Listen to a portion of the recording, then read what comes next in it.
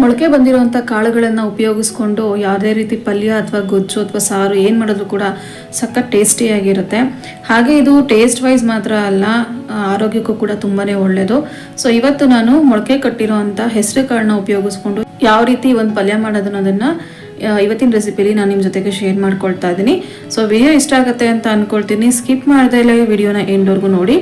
ಹಾಗೆ ಇದು ಮಿಕ್ಸ್ ತರಕಾರಿ ಎಲ್ಲ ಸೇರಿಸಿ ಮಾಡೋದ್ರಿಂದ ಒಂದು ಒಳ್ಳೆ ರೆಸಿಪಿ ಇದು. ಚಪಾತಿಗೆ ಹಾಗೆ ಅನ್ನಕ್ಕೆ ಆಗಿರ್ಬೋದು, ರೋಟಿ, ಇದಕ್ಕೆಲ್ಲದಕ್ಕೂ ಒಂದು ಒಳ್ಳೆ ಕಾಂಬಿನೇಷನ್ ಅಂತಲೇ ಹೇಳ್ಬೋದು. ಖಂಡಿತವಾಗ್ಲೂ ಈ ಒಂದು ರೆಸಿಪಿನ ಟ್ರೈ ಮಾಡಿ ಹೇಗೆ ಬಂತಿದೆ ಅನ್ನೋದನ್ನು ಕಮೆಂಟ್ ಮೂಲಕ ತಿಳಿಸಿ. ಹಾಗೆ ಇನ್ನೂ ಯಾರು ನನ್ನ ಚಾನಲ್ನ ಸಬ್ಸ್ಕ್ರೈಬ್ ಮಾಡ್ದಲೇ ನೋಡ್ತಿದ್ದೀರಾ, ಪ್ಲೀಸ್ ಸಬ್ಸ್ಕ್ರೈಬ್ ಮಾಡಿ ಅಂತ ಹೇಳ್ತಾ ವಿಡಿಯೋ ಸ್ಟಾರ್ಟ್ ಮಾಡೋಣ. Welcome to my YouTube channel.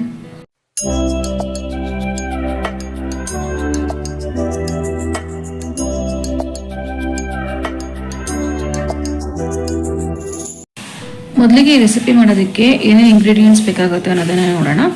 So first ಮೊಳಕೆ ಕಟ್ಟಿರುವಂಥ ಹೆಸರು ಕಾಳನ್ನ ತೊಗೊಂಡಿದ್ದೀನಿ. ನಾನು ಇದನ್ನು ಯಾವ ರೀತಿ ಮೊಳಕೆ ಬರ್ಸಿದ್ದೀನಿ ಅಂತ ಹೇಳಿ ಲಾಸ್ಟ್ ವ್ಲಾಗಲ್ಲಿ ನಾನು ಶೇರ್ ಮಾಡಿದ್ದೀನಿ. ಲಿಂಕನ್ನು ನಾನು ಡಿಸ್ಕ್ರಿಪ್ಷನ್ ಬಾಕ್ಸಲ್ಲಿ ಹಾಕಿರ್ತೀನಿ.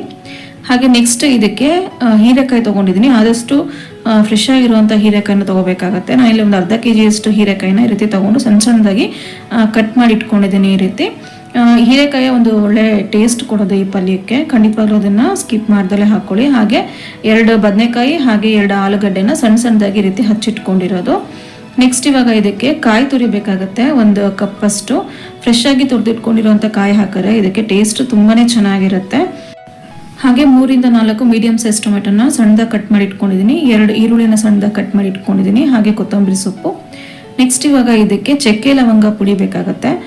2 ಚಕ್ಕೆ ಹಾಗೆ 1-3 ಲವಂಗನ ಜಸ್ಟ್ ಈ ರೀತಿ ಪುಡಿ ಮಾಡಿ ಇಟ್ಕೊಂಡಿರೋದು. ಫ್ರೆಶ್ ಆಗಿ ರೀತಿ ಪುಡಿ ಮಾಡಿ ಇಟ್ಕೊಂಡು ಹಾಕೋದ್ರಿಂದ ತುಂಬಾ ಚೆನ್ನಾಗಿರುತ್ತೆ ಪಲ್ಯಕ್ಕೆ. ನೆಕ್ಸ್ಟ್ ನೋಡಿ, ಇವಾಗ ಒಂದು ಕಡಾಯಿಗೆ ಎಣ್ಣೆ ಹಾಕೊಂಡಿದ್ದೀನಿ. ಎಣ್ಣೆ ಸ್ವಲ್ಪ ಕಾದ ನಂತರ ಒಗ್ಗರಣೆಗೆ ಇವಾಗ ಸಾಸಿವೆ ಹಾಕೊಳ್ತಾ ಇದ್ದೀನಿ. ನಾನಿಲ್ಲಿ ಒಂದು 4 ರಿಂದ 5 ಸ್ಪೂನ್ ಅಷ್ಟು ಎಣ್ಣೆ ಹಾಕೊಂಡಿರೋದು. ಸೊ ಈಗ ಸಾಸಿವೆ ಸಿಡಿದ ನಂತರ ಕರ್ಬೇವಿನ ಸೊಪ್ಪನ್ನ ಹಾಕೋತಾ ಇದ್ದೀನಿ. ಇವಾಗ ಇದಕ್ಕೆ ಕರ್ಬೇವಿನ ಸೊಪ್ಪು ಒಂದು ಸ್ವಲ್ಪ ಸಿಡಿದ ನಂತರ ನೆಕ್ಸ್ಟ್ ನೋಡಿ ಇವಾಗ ಈರುಳ್ಳಿ ಹಾಕೋಬೇಕು. ನಾನಿಲ್ಲಿ ಒಂದು ಮೀಡಿಯಂ ಸೈಜ್ ಈರುಳ್ಳಿ 2 ಈರುಳ್ಳಿನ ಸಣ್ಣದಾಗಿ ಹಚ್ಚಿಟ್ಕೊಂಡಿರೋದು. ಇದಕ್ಕೆ ಒಂದು ಸ್ವಲ್ಪ ಅರಿಶಿನ ಹಾಗೆ ಒಂದು ಸ್ವಲ್ಪ ಪುಡಿ ಉಪ್ಪನ್ನ ಸೇರಿಸ್ಕೊತಾ ಇದ್ದೀನಿ. ಅಂದರೆ ಪಲ್ಯಕ್ಕೆ ಎಷ್ಟು ಬೇಕೋ ಅಷ್ಟು ಉಪ್ಪನ್ನ ನಾನು ಈಗಲೇ ಸೇರಿಸ್ಕೊಂಡು ಚೆನ್ನಾಗಿ ಇದನ್ನು ಫ್ರೈ ಮಾಡ್ಕೋಬೇಕು. ಎಣ್ಣೆಲೆ ಇದು ಚೆನ್ನಾಗಿ ಫ್ರೈ ಆಗಬೇಕು. ಸ್ವಲ್ಪ ಹಸಿ ವಾಸನೆ ಎಲ್ಲ ಹೋಗಿ ಟ್ರಾನ್ಸ್ಪರೆಂಟ್ ಕಲರ್ ಆಗೋವರೆಗೂ ಚೆನ್ನಾಗಿ ಇದನ್ನು ಫ್ರೈ ಮಾಡ್ಕೊಳ್ಳಿ. ಈರುಳ್ಳಿ ಎಲ್ಲ ಇವಾಗ ಚೆನ್ನಾಗಿ ಫ್ರೈ ಆಗಿದೆ. ಒಂದು ಗೋಲ್ಡನ್ ಬ್ರೌನ್ ಕಲರ್ ಬರೋವರೆಗೂ ಚೆನ್ನಾಗಿ ಫ್ರೈ ಮಾಡ್ಕೊಂಡಿದ್ದಾಗಿದೆ.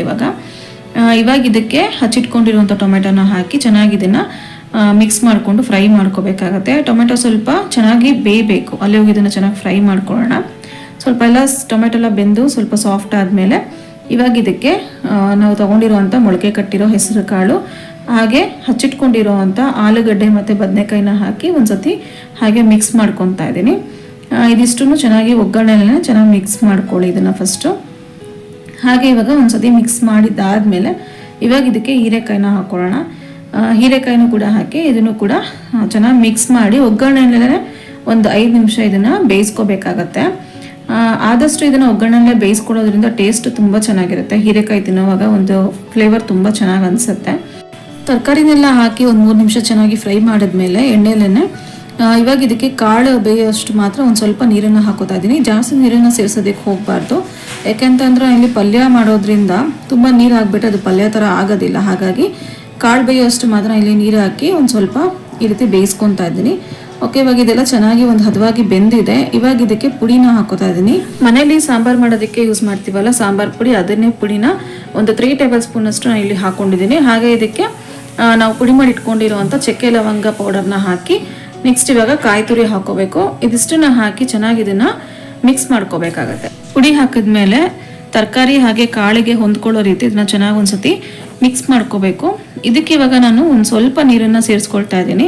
ಅಂದರೆ ಪುಡಿ ಕಲಸಿರುವಂಥ ನೀರನ್ನೇ ಒಂದು ಅರ್ಧ ಕಪ್ ಅಷ್ಟು ಹಾಕಿ ಚೆನ್ನಾಗಿ ಇದನ್ನು ಮಿಕ್ಸ್ ಮಾಡ್ಕೊಳ್ತಾ ಇದ್ದೀನಿ. ಜಾಸ್ತಿ ನೀರನ್ನು ಇಲ್ಲಿ ಆ್ಯಡ್ ಮಾಡೋದಕ್ಕೆ ಹೋಗಿಲ್ಲ. ಯಾಕಂದರೆ ಇದು ಪಲ್ಯ ಥರ ಮಾಡ್ತಾರೋದ್ರಿಂದ ಗೊಜ್ಜಿನ ಕನ್ಸಿಸ್ಟೆನ್ಸಿಗೆ ಬಂದುಬಿಡುತ್ತೆ ಅಂತ ಹೇಳಿ ನೀರನ್ನು ನೋಡಿಕೊಂಡು ಹಾಕ್ಕೊಂಡಿರೋದು. ಓಕೆ, ಇವಾಗ ಇದೆಲ್ಲ ಒಂದು ಕುದಿ ಬರ್ತಾ ಇದೆ. ಇವಾಗ ಚೆನ್ನಾಗಿದು ಒಂದು 5 to 10 ಮಿನಿಟ್ಸ್ ಈ ರೀತಿ ಪುಡಿಯೆಲ್ಲ ಹಾಕಿದ್ಮೇಲೆ ಬೇಯಿಸ್ಕೋಬೇಕು. ಕಾಳು ಮತ್ತು ತರಕಾರಿ ಎಲ್ಲ ಒಂದು ಹದವಾಗಿ ಬೆಂದಿರುತ್ತೆ.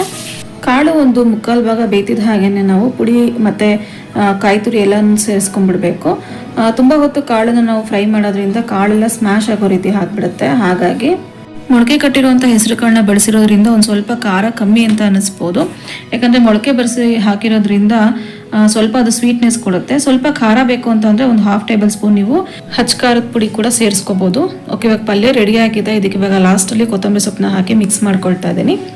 ಸೊ ರೆಡಿ ಆಯಿತು ನೋಡಿ ಮೊಳಕೆ ಕಟ್ಟಿರೋವಂಥ ಹೆಸರು ಕಾಳಿನ ಪಲ್ಯ. ತುಂಬಾ ರುಚಿಯಾಗುತ್ತೆ, ಸಖತ್ ಟೇಸ್ಟಿಯಾಗಿರುತ್ತೆ. ಹಾಗೆ ಚಪಾತಿ, ಅನ್ನ, ರೊಟ್ಟಿ ಇದಕ್ಕೆಲ್ಲದಕ್ಕೂ ಕೂಡ ತುಂಬ ಚೆನ್ನಾಗಿರುತ್ತೆ. ಖಂಡಿತವಾಗ್ಲೂ ಒಂದ್ಸತಿ ಟ್ರೈ ಮಾಡಿ ಯಾವ ರೀತಿ ಬಂದಿತ್ತು ಅಂತ ಹೇಳಿ ಕಾಮೆಂಟ್ ಮೂಲಕ ತಿಳಿಸೋದನ್ನು ಮರಿಬೇಡಿ. ಹಾಗೆ ಇನ್ನೂ ನನ್ನ ಚಾನಲ್ನ ಸಬ್ಸ್ಕ್ರೈಬ್ ಮಾಡ್ದಲೇ ನೋಡ್ತಿದ್ದೀರಾ, ಪ್ಲೀಸ್ ಸಬ್ಸ್ಕ್ರೈಬ್ ಮಾಡಿ, ಸಪೋರ್ಟ್ ಮಾಡಿ.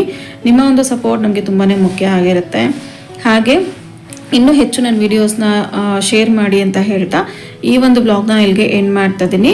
ಸೊ ನೆಕ್ಸ್ಟ್ ಬ್ಲಾಗಲ್ಲಿ ಮೀಟ್ ಆಗ್ತೀನಿ. Until then thanks for watching.